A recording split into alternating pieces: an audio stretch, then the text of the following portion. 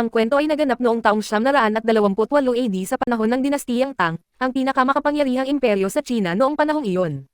Habang papalapit ang pagdating ng emperador, makikitang inihahanda ni Reyna Empress Phoenix ang kanyang sarili. Maingat siyang naglalagay ng mga patong-patong na masalimuot na palamuti, na bawat isa ay sumasalamin sa mayamang tradisyon at kultura ng maharlikang korte.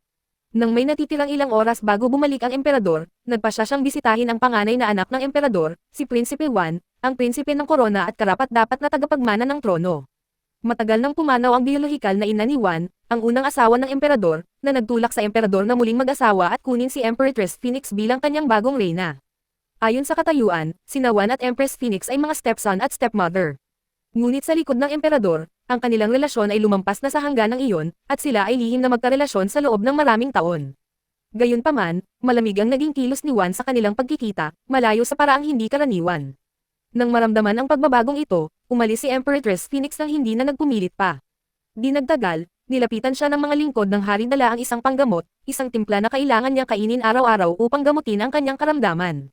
Si Yuan ay mayroon ding nakababatang kapatid na lalaki, si Prinsipe Yu, ang bunsong anak ng emperador. Magkasama silang naghanda para sa pagbabalik ng emperador mula sa kanyang paglalakbay sa labas ng kabisera. Ang dapat sana'y isang simpleng pagsalubong ay nauwi sa isang engranding kaganapan, puno ng karangyaan at dinaluhan ng marami, isang refleksyon ng walang kapantay na awtoridad ng emperador at ng malalim na paggalang na iniuukol sa kanya. Ngunit nang handa na ang lahat, isang mensahero ng hari ang dumating na may dalang hindi inaasahang balita. Ang pagbabalik ng emperador ay naantala hanggang kinabukasan ng umaga. Sa kabila ng lahat ng paghahanda, walang sino man ang nangahas na magtanong o magreklamo. Total, ang salita ng emperador ay absoluto, at ito ay si Emperador Ping. Ang pagkaantala, lumalabas na, ay hindi walang dahilan. Dinadalaw niya ang kanyang anak sa ama, si Prinsipe Hai, ang tunay na anak ni Empress Phoenix.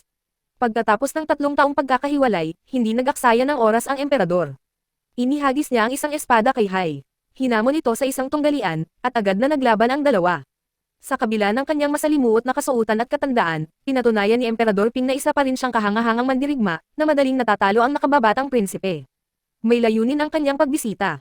Matapos ang mga taon ng pagbabantay sa hangganan, sa wakas ay ipinapatawag pabalik si Prinsipe Hai sa palasyo upang muling tamasahin ang mga pribilehiyo ng maharlikang buhay. Pagdating sa palasyo, agad na niyakap ni Empress Phoenix si Prinsipe Hai. Matapos ang 3 taon na pagkakahiwalay, labis niyang hinahanap-hanap ang kanyang nag-iisang tunay na anak na lalaki. Sa kanilang muling pagsasama, nagsimulang magtaka si Hai tungkol sa relasyon niya sa emperador, kung sila ba ay magkaaway pa rin o nagkaayos na. Nagiging malinaw na sa loob ng maraming taon, ang kanilang pagsasama ay malayo sa maayos na kalagayan. Kahit sa kanyang mahinang kondisyon, patuloy pa rin si Empress Phoenix sa paggawa ng mga bordadong tela ng krisantemo para sa nalalapit na kapistahan. Malumanay na iminungkahi ni Hai na magpahinga muna siya, ngunit tumanggi siya. Determinado pa rin siyang tapusin ang kanyang nasimulan, anuman ang kapalit. Sinunod ni Hai ang mga tagubilin ng babae, binisita niya ang kanyang mga kapatid sa ama upang magpakita ng paggalang. Habang nagkikita sila, nagtanong siya tungkol sa sakit nito, nalilito kung paano tila lumalala ang kondisyon nito. Ipinaliwanag ni Yuan na ayon sa emperador, siya ay may anemia, ngunit tiniyak niya rito na iniinom niya ang iniresetang gamot araw-araw, kaya walang dapat ipag-alala. Sa ibang bahagi ng palasyo, abala ang mga katulong sa paghahanda ng mabangong kahoy, bahagi ng isang nakakakalmang halimuyak na paborito ng emperador. Maingat na inayos ang bawat detalye upang mapanatili ang marangyang pamumuhay ng maharlikang korte. Hindi nagtagal, nakita ang emperador kasama si Jiang, ang maharlikang manggagamot. Nagtanong siya tungkol sa gamot, sinisigurado niyang iniinom pa rin ito ni Empress Phoenix ayon sa itinagubilan. Kinumpirma ni Jiang na sinusunod niya ang gawain ng eksakto ayon sa iniutos. Ngunit sa likod ng routine ng ito ay mayroong isang bagay na mas madilim. Ang gamot na iniinom ni Empress Phoenix ay palihim na may lason. Nagawa sa isang bihirang itim na fungus mula sa Persia. Hindi ito agad nakamamatay, ngunit sa paglipas ng panahon, nagdudulot ito ng matagal na pagdurusa at hindi matiis na sakit. Nagiging malinaw na hindi siya sinusubukang pagalingin ng emperador, kundi unti-unti siyang sirain. Habang papalapit ang kapistahan ng mga krisantemo, ang palasyo ay napupuno ng hindi mabilang na mga bulaklak bilang paghahanda para sa engranding kaganapan. Nag-organisa si Emperador Ping ng isang pagtitipon ng pamilya, umaasa, o marahil ay nagkukunwari, na palakasin ang ugnayan sa loob ng maharlikang pamilya. Sa pagtitipong ito, biglang humakbang ang pinakabatang prinsipe at nagsalita tungkol sa pagdiriwang, na kasasangkutan ng buong hukbo ng hari. Sabik na patunayan ang kanyang sarili, nagboluntaryo siyang pamunuan ang mga tropa, ngunit agad siyang pinatigil ng emperador, dahil napili na niya si Prinsipe Hai, na itinuturing na mas may kakayahan at mas may karanasan. Sa halip na paglapatin ang pamilya, mas nagiging madilim ang pagtitipon. Inilipat ni Emperador King ang focus sa sakit ni Empress Phoenix, at itinuro na nakaligtaan niya ang isang dosis ng kanyang gamot ng araw na iyon. Walang pag-aalinlangan, inutusan niya ang mga katulong na dalhin ito agad sa kanya. Pagkatapos ng pagtitipon ng pamilya, tinawag ng Emperador si Empress Phoenix at binalaan itong huwag ng suwiin muli ang kanyang mga utos. Malinaw na naabot na niya ang kanyang limitasyon, at sa pagkakataong ito ay lumaban siya, iginiit na hindi siya talaga pinapagaling ng gamot, sa halip ay pinapalala pa niya ang kanyang kondisyon. Ang kanyang paglaban ay lalo lamang nagpapatigas sa Emperador. Ipinaalala niya sa kanya ang ganap na pamamahala sa loob ng kaharian. Na ang lahat ay dapat sumunod sa iisang awtoridad, at ang awtoridad na iyon ay siya. Nang mapagtanto niyang wala ng saysay pa para makipagtalo, sumukol na si Empress Phoenix. Ininom niya ang huling dosis ng gamot at nilunok ito ng walang imak. Kasabay nito, palihim na dinadala ni Prinsipe Wan ang isang dalaga sa kanyang silid. Ang pangalan niya ay Chan Chan, ang anak na babae ni Jiang, ang maharlikang manggagamot. Malinaw na matagal nang nagtatagal ang kanilang relasyon. Ito rin ang nagpapaliwanag kung bakit lumayo ang loob ni Wan kay Empress Phoenix. Nabaling na sa iba ang atensyon niya, pero hindi sila kasing ingat ng iniisip nila. Isang especially iya ang nasulyapan silang magkasama at mabilis itong iniulat sa Reyna. Maya-maya ay dumating si Empress Phoenix, balak silang hulihin sa akto. Kahit panandali ang nakatago si Chan Chan, halata pa rin ang katotohanan, at inutusan siya ng Reyna na lumabas. Hindi may kakaila ang disappointment sa mukha niya. Nahihirapan siyang tanggapin na mas pinili ng kanyang stepson at lihim na kasintahan ang isang mas bata kaysa sa kanya. Gayunpaman, dahil papalapit na ang pista, pinili niyang huwag lumikha ng eksena. Pinayagan niya silang umalis at nagpas siyang huwag nang iulat ang pangyayari sa Emperador. Pagkaalis sa silid ni Wan, pinaalis ni Empress Phoenix ang lahat ng kanyang mga tagapaglingkod at naiwan siyang mag-isa. Sa katahimikang iyon, halos mawalan siya ng malay. Masakit na nagiging malinaw na sa buong palasyong ito, walang sino man ang tunay na nagmamalasakit sa kanya. Malamig at mapang-kontrol ang asawa niya. Ang nag-iisang taong pinaglalaban niya ay nagtaksil sa kanya. Wala na siyang natitirang maaasahan. Araw-araw siyang napipilitang uminom ng mapait na gamot at kasabay nito ay tinitiis ang mas mapait na buhay ng walang pagmamahal o katapatan. Hindi nagtagal, lumitaw ang isang babae, isang especially iya na itinalagang mag-imbestiga sa supply ng gamot ng palasyo. May dala siyang mahahalagang ebidensya, ang parehong itim na fungus mula sa Persian na palihim na hinalo sa pang-araw-araw na paggamot ng Reyna. Dahil dyan, sa wakas ay hindi na may kakaila ang katotohanan. Matagal na siyang nilalason ng Emperador at dito nagsisimula ang lahat. Ito ang sumpa ng gininto ang bulaklak. Kahit na matapos itong malaman, wala pa ring magagawa si Empress Phoenix. Anumang pagtatangka na lumaban ay haantong lamang sa kanyang pagbagsak. Sa huli, wala siyang ibang magawa kundi tanggapin ang kanyang kapalaran, tahimik na nalulungkot habang unti-unting nararamdaman ang bigat ng pagtataksil. Habang naghahanda ang espiya na umalis sa palasyo, hindi inaasahang nagkita sila ni Prinsipe Wan sa isa sa mga silid. Mabilis na nauwi sa marahas na pag-aaway ang engkwentro at pagkatapos ng maikling laban, nagawa ni Wan na madaig siya at madala sa harap ng Emperador.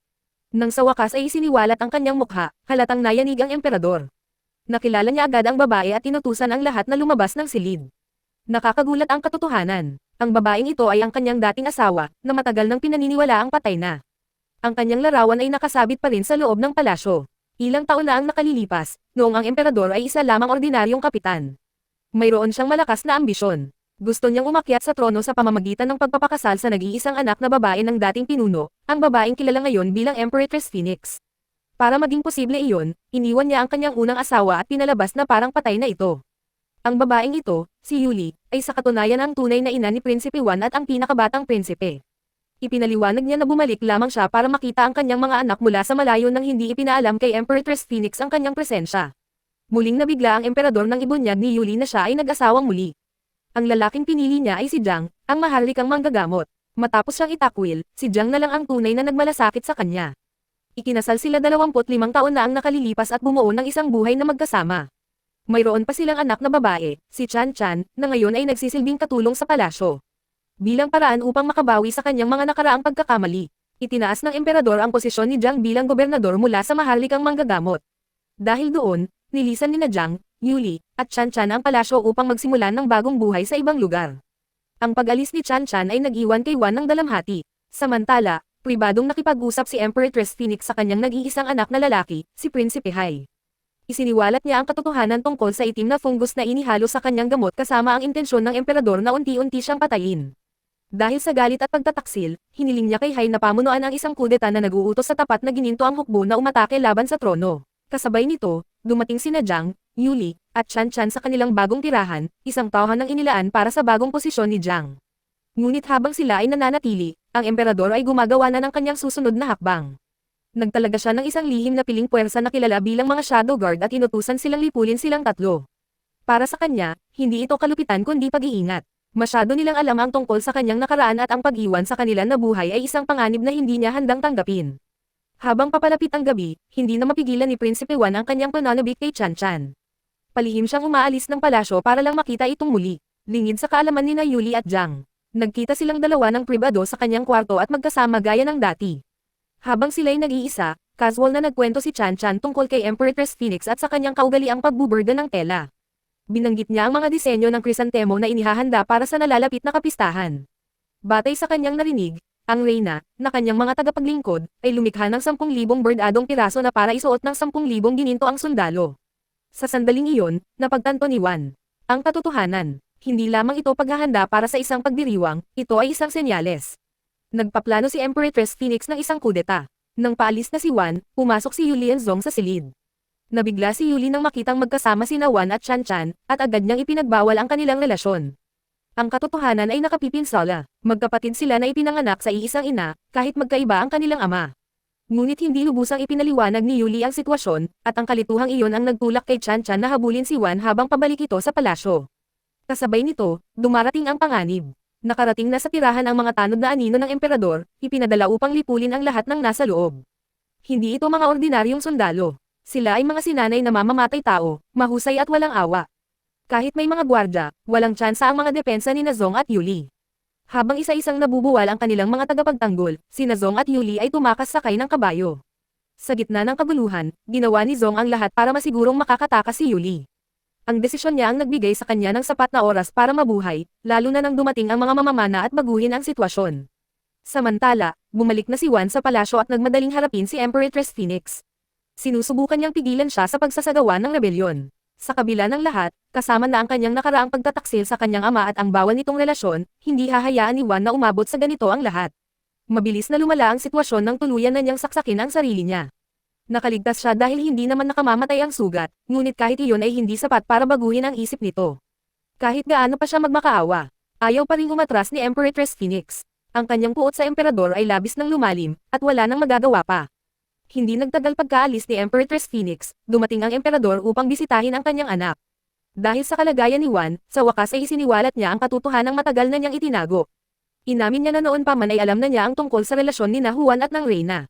Nagkunwari lamang siyang walang alam habang palihim na nagpaplano ng isang bagay na mas malupit, na unti-unting lumalason kay Empress Phoenix sa paglipas ng panahon. Kahit na ganoon, wala siyang balak na saktan si Juan. Bilang kanyang tunay na anak, si Juan ay isa pa ring taong lubos niyang pinahahalagahan. Sa kanyang paningin, ang sitwasyon ay nagsimula dahil kay Empress Phoenix, na sa tingin niya ay siyang unang nangakit sa kanya. Ang gabing iyon ay minamarkahan ang pista ng chrysanthemum, at ang pamilya ng imperyo ay nagtitipon upang magsagawa ng isang ritual na nagbibigay-pugay sa kanilang mga ninuno. Kasabay nito, dumating si Chan Chan sa palasyo na determinadong hanapin si Juan.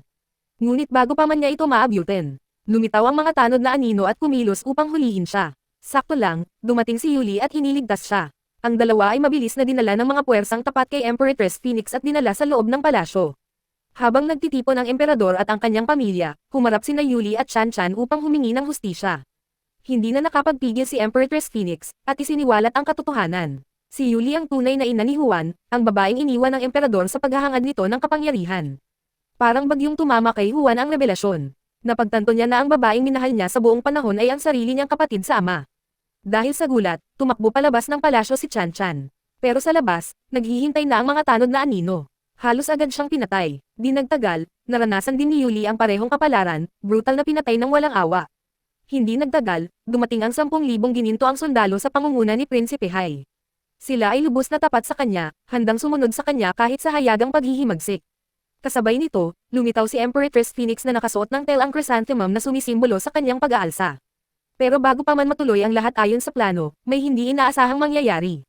Biglang inatake ng pinakabatang prinsipe si Juan mula sa likuran. Sa loob ng mahabang panahon, hindi siya pinapansin at tinatrato na parang bata. Alam na niya ang madilim na sikreto sa pagitan ng kanyang kapatid at madrasta, ngunit pinili niyang manahimik. Ngayong nahaharap sa nagbabantang paghihimagsik, ayaw na niyang manahimik pa. Dahil sa sarili niyang ambisyon, siya ang naunang kumilos, tinangka niyang agawin ang kapangyarihan mula sa kanyang ama. Dahil sa 10 tapat na sundalo lamang ang kasama niya, buong tapang na naniniwala ang pinakabatang prinsipe na kaya niyang agawin ang kapangyarihan mula sa sarili niyang ama.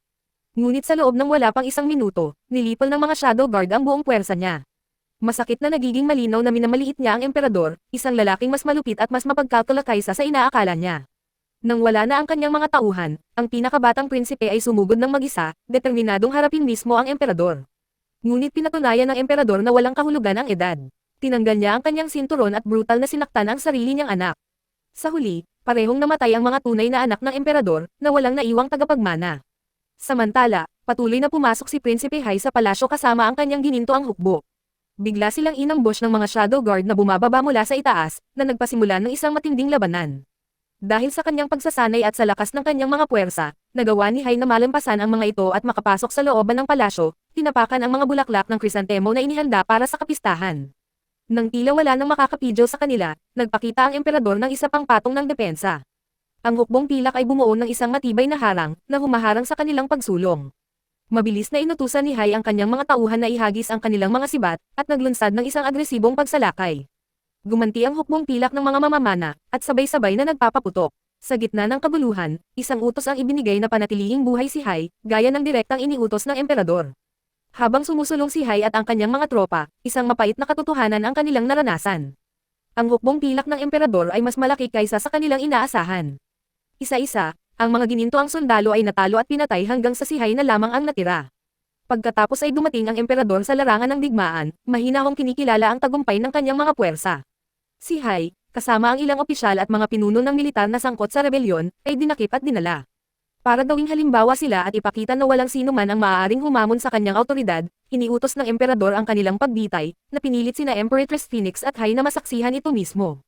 Nang hamupa na ang kabuluhan, inutusan pa niya ang mga katulong na linisin ang patio at palitan ang mga sirang bulaklak ng krisantemo na parang walang nangyari. Nang gabing iyon, habang minamarkahan ng mga paputok ang tugatog ng kapistahan, nagtipon ang emperador kasama ang mga natitirang miyembro ng kanyang pamilya, sina Empress Phoenix at Prinsipe Hai. Sa kabila ng pangunguna sa isang rebelyon, inalok si Hai ng pagkakataong mabuhay, ngunit ang kalagayan ay napakasama. Kailangan niyang ibigay ang gamot sa lason sa sarili niyang inaaraw-araw. Dahil sa isang tadhana na mas matindi pa sa kamatayan, pinili ni Hai na wakasan ang sarili niyang buhay sa halip na maging instrumento ng kanyang pagdurusa. Sa huli, tanging ang emperador at si Empress Phoenix na lamang ang natitira, napapalibutan ng kanilang marangal na palasyo at walang katapusang kayamanan. Ngunit wala nang kahulugan ang alinman dito. Dahil wala nang natitirang tagapagmana upang ipagpatuloy ang kanilang pamana, ang kanilang parusa ay hindi pagbitay, kundi isang bagay na mas pangmatagalan. Isang panghabang buhay na puno ng pagkakasala, kawalan, at panloob na pagdurusa na susunod sa kanila hanggang sa pinakadulo. Salamat sa panonood kaibigan.